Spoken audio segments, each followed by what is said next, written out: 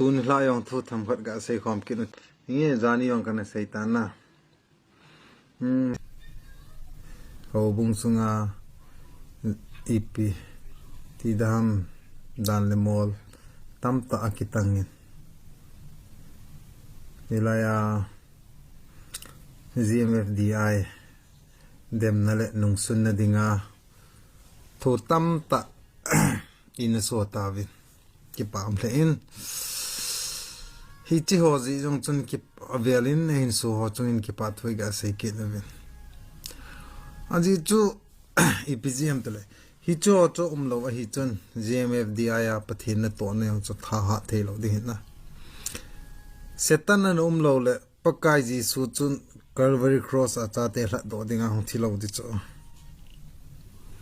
setanin edena evi to adam anal he phla je achu chon si na thisan mi ma pin ta achu pakai ji so le ya hong pinga na Calvary cross a thisana in thla do hi cho chitabang chui cho adem ho a sei si tabang ating ding a je achu pathin na to na alo pi na ani kho ani ha che ki phong zal che amu thei lo ten amu be che u hi cho chang chu pathin na to na pathin lo pi na khare na ki pam the yengin nga sei ding a chu ko chu tam ta hin tin thlen do hlom ding hi ti cha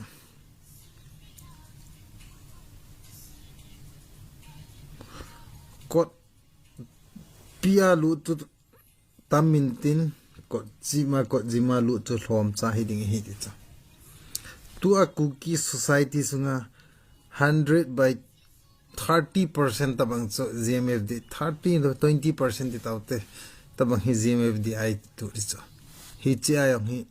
he theina tam ta mi ta cha na ra zani thu them phat kana sei na low ball ahi lo le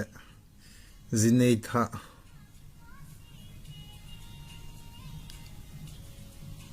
na le tungchang them phat kana sei bong chal nga kanin a an ka sim pi ding hi ka po do thei lo ding hi ti ho thute ka kana sei pi kana sei ta na ai chu hil chen be se jong zu ngai lo de hin ai chu no cho bible sim nahi vin he diu jong ka ta sanin na hi jong le tam lo cha chan ga sei pi ngi tem zinei tha kiti chun pastor tha dan tha lut tha mi nuya hong lut pan mi lung hol na ko hila jinei tha pan chun hol gam latta aji dal awa ngai lo cho aji cho ngai lo ri cho asanga aji lung hol te nga hi cho pastor tha jil tha them hil pan nei tam ta chun ipgm tel alut na cho ahin na cho na akimu tha pan khat a hi je acho adal ha thei lo hi cho na le di na sawam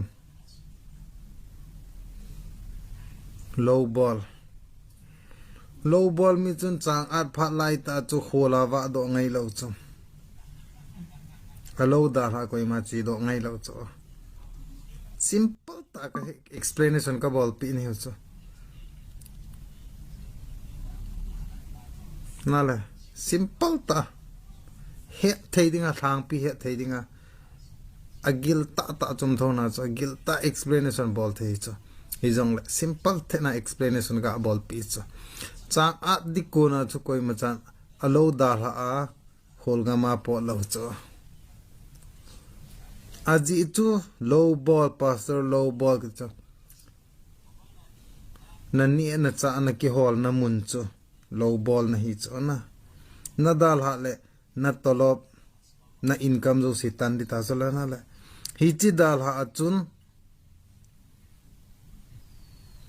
hilaya hi chi dal ha achoi langa khu na ga yaw le na tolop zo si na mu lo le na ngol di ta so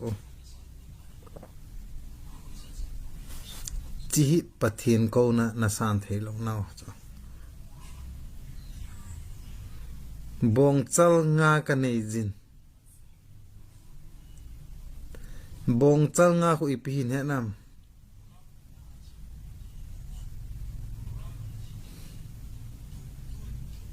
Genesis ti apa na nga chan kho dan bungen chan hi cho dan ngen chan dan thu bu dan bu golui la ya dan bu hi cho hi chi chengin na kan wa na po do thei lo wi cho chomlam ta sei pe lengen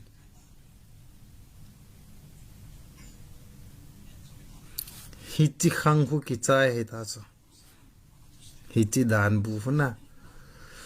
hi chi dan fu na kan wa tu ni chana ai yeu la peng ho kho na dan bu fu na kan tam ta na la hi cho hi chi a khona po do thei lo hi cho ni khian no ngai lut Sopi te ho lu mana pian di la cha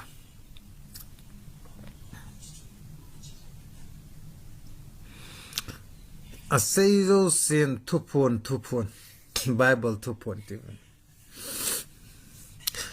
Bible thu phon na khu a chai na chana khu ke mu thei lo ji ham ai lo lai kamit ha lo ji ham itam ka simwa ji ham ai lo le ka het na thin jep ka thin jep lo ji wa jep ji ham wa ka he hin na ein hil chet pe win la pathinin hichikala hi achate hopi ki tapon tin thu pe ki tapon te ti wang kho chikal hi tapon te ti wang kho asei na hi ka mu do lo cho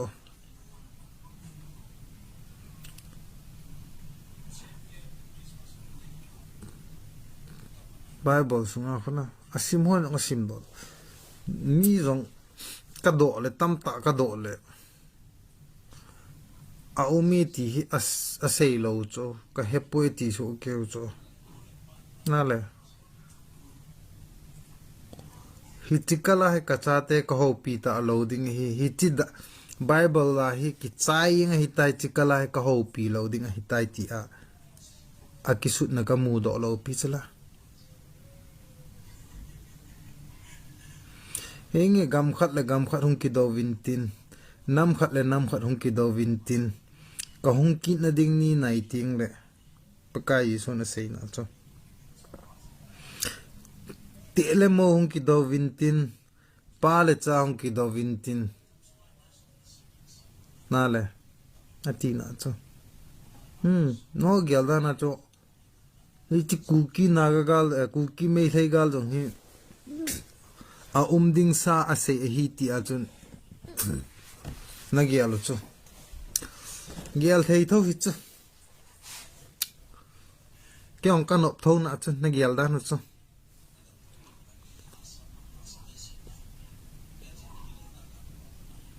mai chu Bible paka Yesu na sei sa chala ka hung ki na ding ni anai ting le ti chula na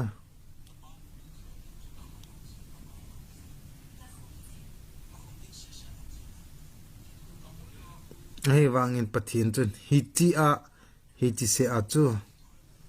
a chate a ho pi na a chain hi lo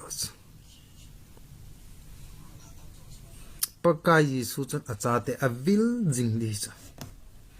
phat si le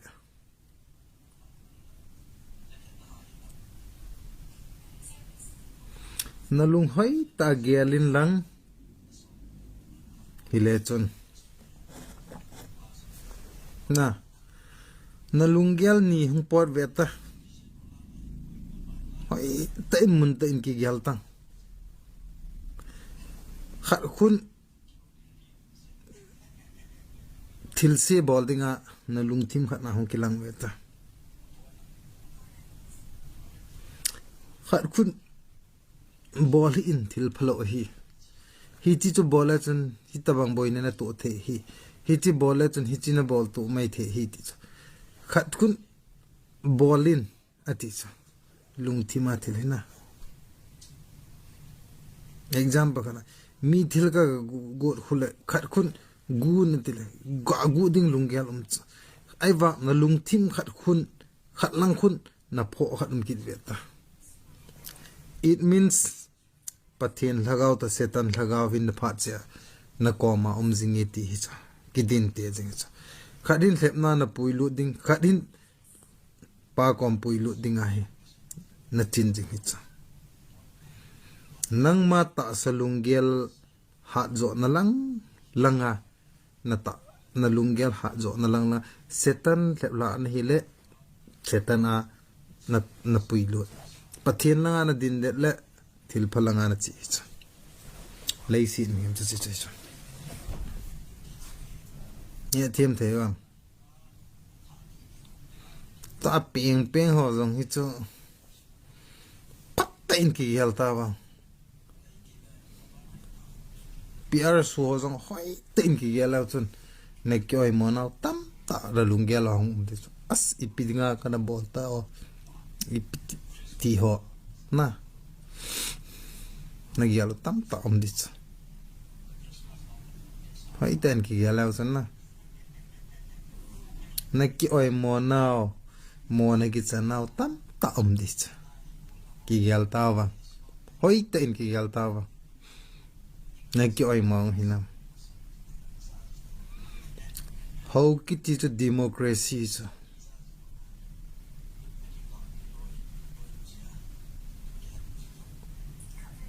min a day ki ho thei cha anop na ho in kai thei hi cha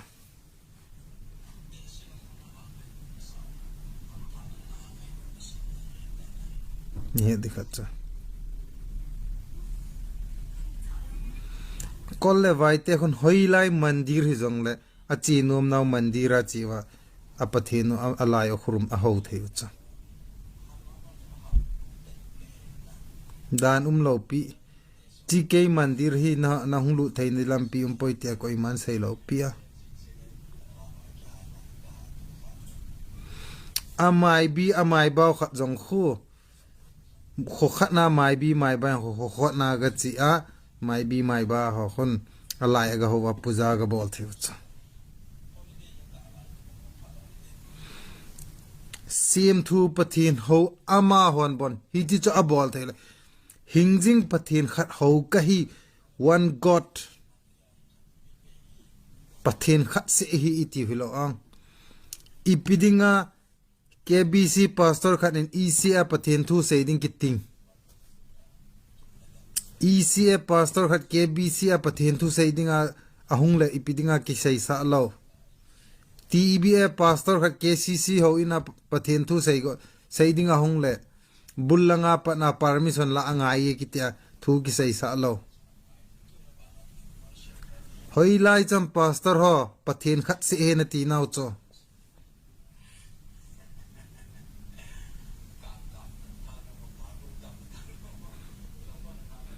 na lo bol now na chang le uchamin ar khanti na tv cho na lungthim si je owa thingta sei ping ya ECA pastor pan sei di cho setan thu ham elo le KBC pastor pan ECA ho ina sei di cho setan thu hi ham le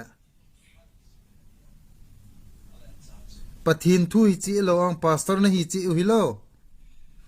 Bible na pa chi uhilo ang ipidinga na kitin to ipidinga na ki kham to ipidinga bullang head office lang a permit na tiyo ipidinga na ki kham to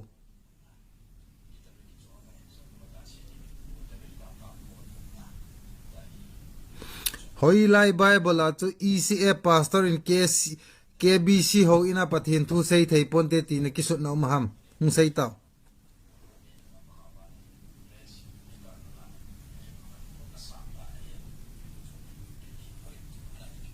lo pi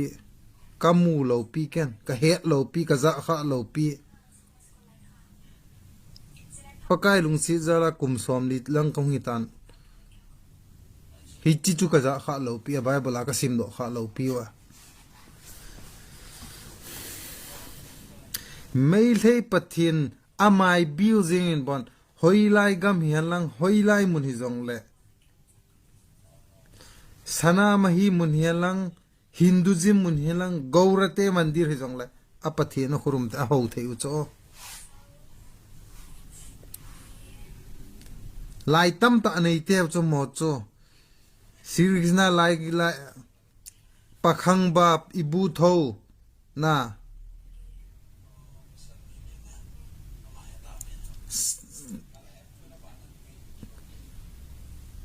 apathin tam dan dan cho mo cho ima lai marin bi ima sida bi kon tho lai rin bi na le pakhang ba ko bru thang ting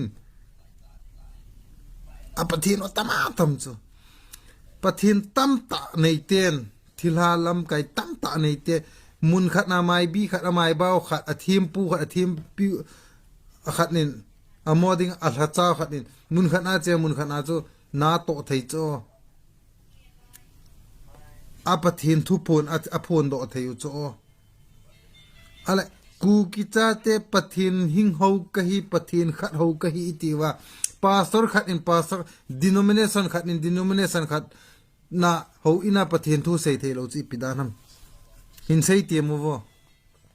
hoilai bible ki mu ham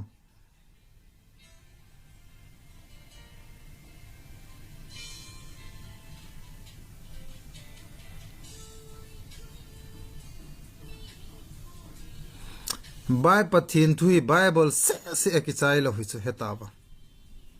na he nu chu pastor tam ta ten minil na na man wanga bible theology na zilwa khu na bible zilwa khu bible khellanga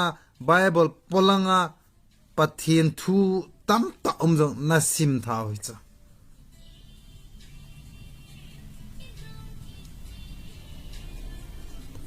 Bible polang thu Bible na jil na Bible polanga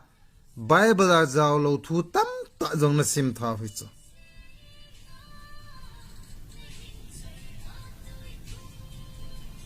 na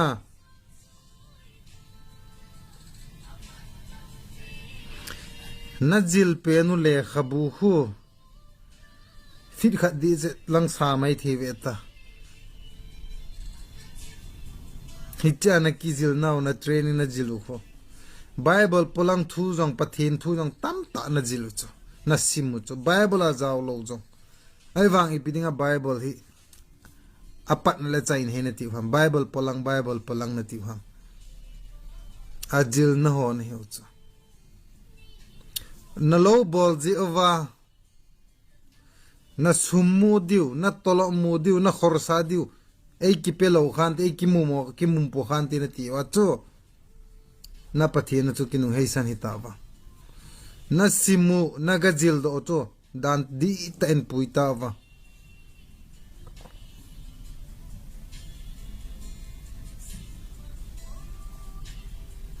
Bible college ka so pathin thuya Bible college ka cho setan thu ki sei na ham Bible ki ti tho la college nazil na mun cho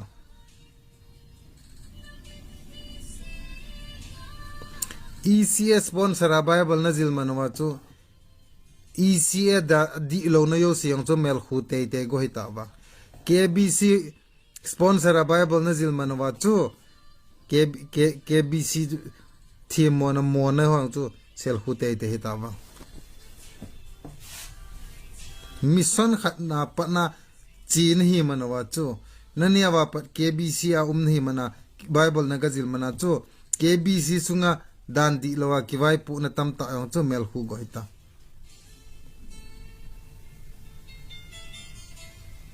phong do tang sei jang tang pastor jo se chu Bible khat abula par atop chan Bible sunga ki pui hoi na dinga pathinin ahu tha khuma athuhing ai koi pi hi cha ai ki pui hoi diu ti chu EPT le KBC pastor to ECA pastor khat tau khoma pathin thu na sei khom thei lo ham ki khol ta wang no GMFDI thu sei chu dem chu mamuli hi bo chu ma cha hello pi chu ka thut ka na hi bo chu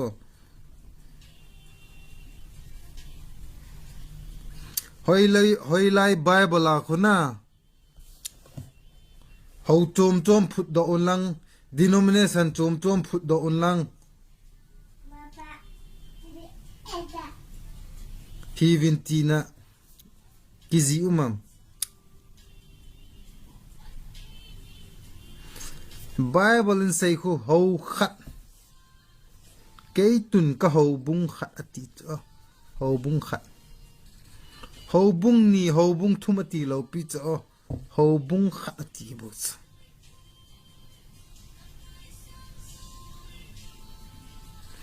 hin la khonunga hung hlung ding thil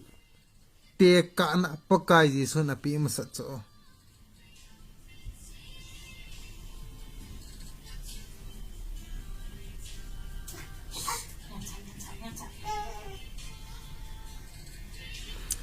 chang ha to nga a mi pi ana va alai chu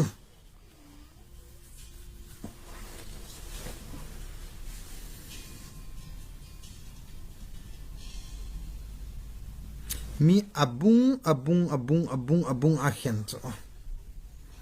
hi cha cho alam ka yang su ke cho hi ti chun a sei tu ni kho kha le tu ni tabanga he denomination za lamkai pi pui hung ding hi ti cho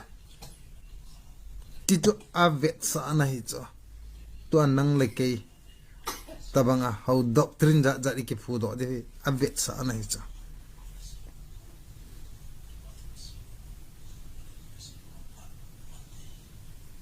example na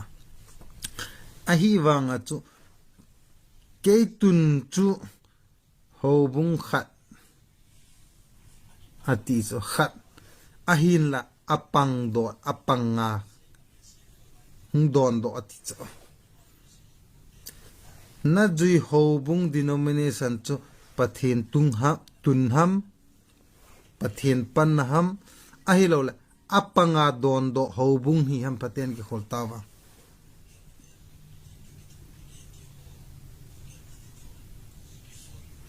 apanga don do Houbung ho chu ni kho khat le pul tho di cha he nam apanga ki khai don do Houbung ni kha le na pul ha tho di cha pathin tun Houbung na hi nam paten ki khal tang na thil bol cha na Houbung cha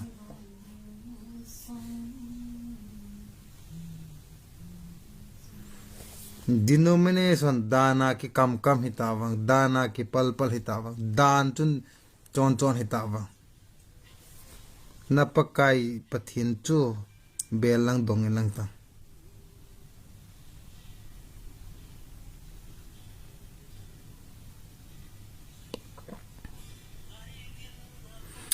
Abraham khanga katwe Abraham hi ko do Nova khanga Nova khat ve ko do nale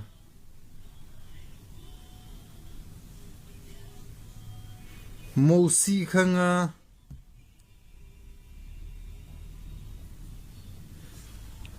Israel chate khat ve ko do ki cho ahin ako do dani ki Jesu ke cho ki bang lo cho ki bang lo pi cho ai wang ko do cho pathin len cha te cho pathin a len mi cho a ko do so ke sala na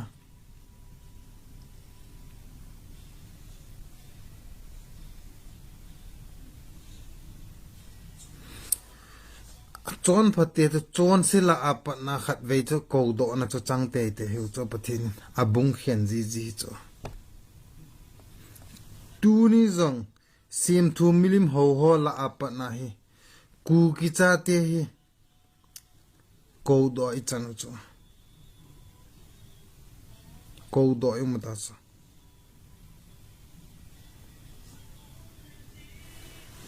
separate ta gamgi ki khen ta iki khen to ale ko do am to chu chi ko bru pa na zo hello sivan zo hello chu pathin in a ball thais a ball Israel chate Egypt ma pa na pakai is mosi aman cha ko ro tabang sis ei ko do Abraham apui do tabang cha gam tep gam tiu cha government recognize awang chu gam tum imu lo piu cha imu lo wang wa chu sentra pa na thil hung khu tu din munahi kam chenga phone do na lo wanga chu thil chi da ni ei hian tho ta chu center government no na thu khat a sei diong le both side na a ko chu na le masanga chu mei le MLA minister ho ko wa thu sei atan hlau la ki chaing thei chu tun kuki MLA minister a bol thei dom at yaw lo wa chu phaigam sunga yong chu thil khat go Manipur ti wanga chu thil khat program agon le both side na yaw lo le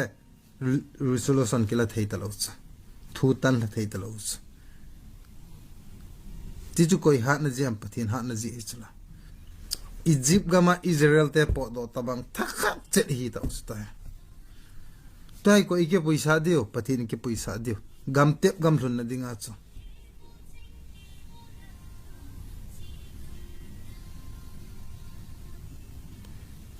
tu a pastor tam ta evangelist tam ta mipi tam ta din hi pe ham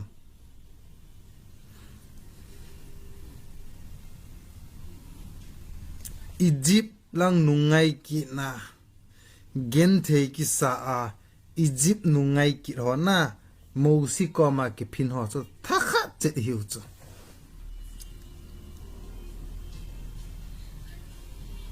tua ki phina peng ho hin gam tep gam thung jo lo ding itamai tamas thing lo puma gam tep gam ki thung jo lo de chu ne nam Israel te so ni somli lampi tu kum somli azot pathin apui na chi pisi ham lungthim thing lo a thing lo thil phalo gel do se cho lampi a hi la pai da so su thin pai da thing se na cho a hung pui lo ri cho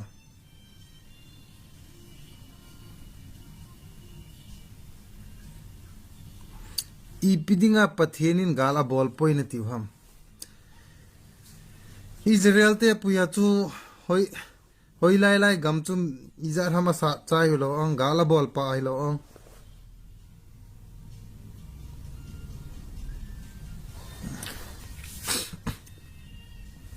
izima gala pa ta cho pathenin amuda na diwana to sa to pa ta cho thela bol ta gala nei sa pa ta hung pe wa gala hin sa pe en sa pe uchula gam tep gam thunner cho zana po da nop ta ki to lo gam tep gam chu gal hung yang lo pe uchula gala do pat so na le ku ki cha te am phai sunga ahung do na diwa chu I pe hen bolam Egypt leng pa ning kitel banga chu Manipur CM pa birin ning kitel ning ku kite mudana dinga hi a thu a hong ki pan gal hong ki panitas so na hong ki panitas akam so ta azong ku ki se tum na hat ka do bani ti a VIP meeting na sei do sa yong ana viral sa hitas 2019 ham 20 ham ti la pa na cho ti vela chu mit khat na chu chỉ thui ana viral ta cho nó xây đồ khá nó mi ta cho nhé nó Egypt gama leng pan Israel te su gen thi cho na su le ta phai sunga jong tabanga cho hong ki bol pat nahi BJP government in ahin pu biret ahong ki pat CM ahong ya apat go to hill go to village cha pa na cho ku ki tening ki hal na dinga bol par hita boss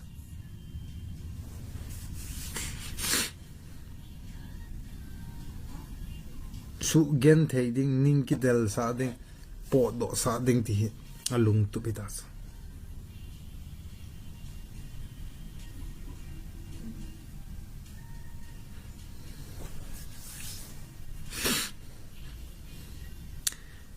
Egyptian Israel te chu na to sa ajiab lo mo aleng pan I macha sei lo pia go na kha cha mi na thani ta go na pi lo pi cha hiti tabang banga cho phai sunga ku ki cha te ki sugen thei chu CM pan ku ki cha te chunga thil se bol eng se bol chu go na I macha pi lo pi cha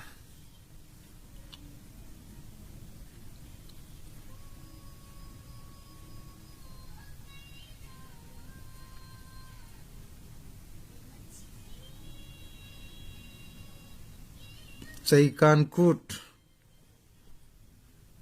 Mosin Israel chate koma nakot bengwa kiel ngoi thisan nun ati a chaikan kut chopkan kut thivam sabat te na man khona hitchu hiti ni jan khu iti ni jan hin he no bam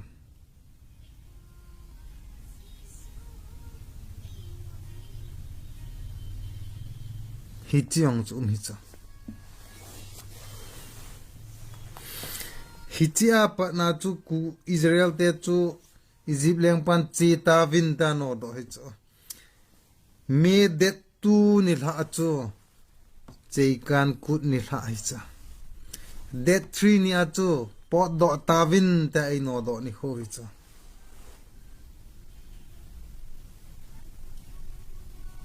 ne no mle pathin mai hom dan cho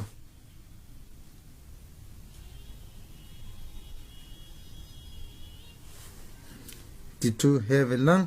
hi chan chu venga ki nakte next point GMFDI 10 Bible thlo phan ani yuvin thilatu pon ata asanuvin asimuvin akipui hoita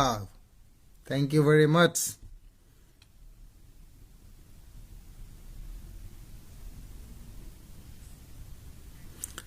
tu ni chana kho Genesis apanana thupon chan kho ading do jo sin hi chi sung kho Bible ki sim na la hi cho ho na mu thei lo khan hai le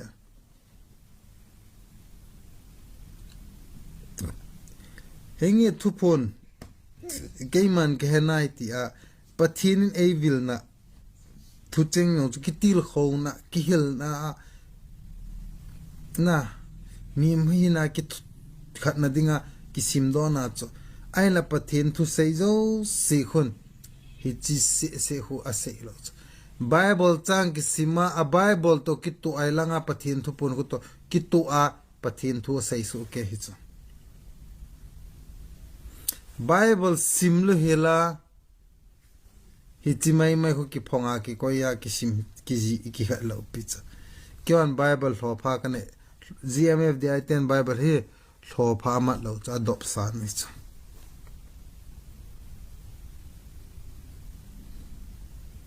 non Bible chun na choyo Bible dom le na tiu cha no chun Bible na dop le wa na a hi wanga khat hi cha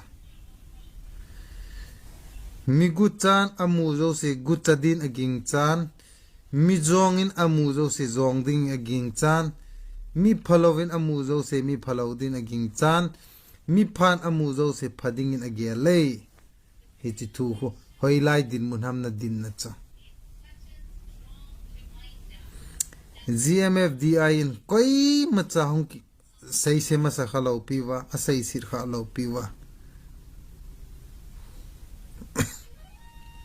hichi pastor pa hichi pa ta adem khalo piwa personal adem khalo piwa Houbung hacha ho namlam kai ho pathinin na ko ve na hung nom po na hung po na hunguvin hung pate mo vin adi ipoi na tiu jong hung dom do hung pate mon ati cho pakai ji sun gul koma na ho na pathian pate hi in ati khu hi ti se khu pan cha pe cha hi ta wango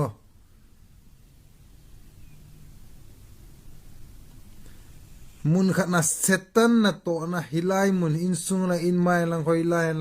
hoi lai hi zong le na chi lo di hi ti a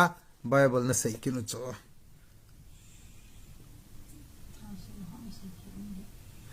ala mun khat khun i bi sei ki nam nei patte mo vin ka bol pi la ham ti ki na lai ki cho ala bible ki kal tam le mun khana nei patte minti ke ipida ki kalham bible ki kal ngai lo pia adin mun la a platform dung zu ya bible thui hi cho aiman idei de na sima idei de ya mi ta de lo cho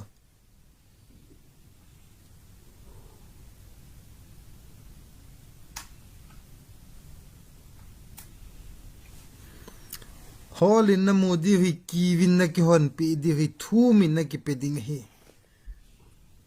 bible ne ti tle ale tuni chu na in maya sana san song man tam chu sel nga sel gup chu in maya omding in taw wango thum tawang na pi wam gahol ti mu na mu wam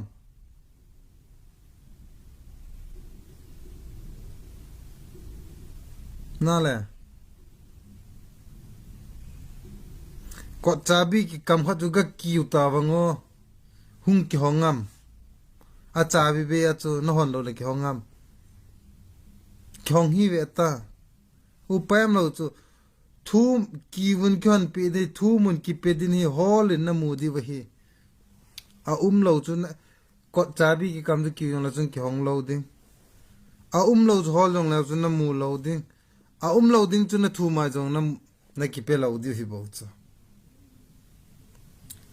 hi tit ta bang chu GMFDI jong chu ne nam gala pat na kiwa gala pat na chabi hello wa chu iti ki hon di iti hadi chivin lang na hol thil khat na hol a na ding mun na lu na hol hi chu gala pat iti na hol ding ko rumula sana ome ti chu sana chu na ga hol de le na chi ngai lo ong a na muna chu a lo na chu itin hola na mu di muhi ve taw chun na le hol in na mu ding hi ti chu thu di chu na hol ding a hi le GMFDI na chi te nga hi chu amun hi chu hilaya chun hol ngai chu bible ka simin bible ka ve in bible thu to ki kalin bible a ka hole ti chu hol thing hi lo chu amuna naga chi naga hol ngai hi chu bible a sana umin dangka umin na tamta chu athu at na chu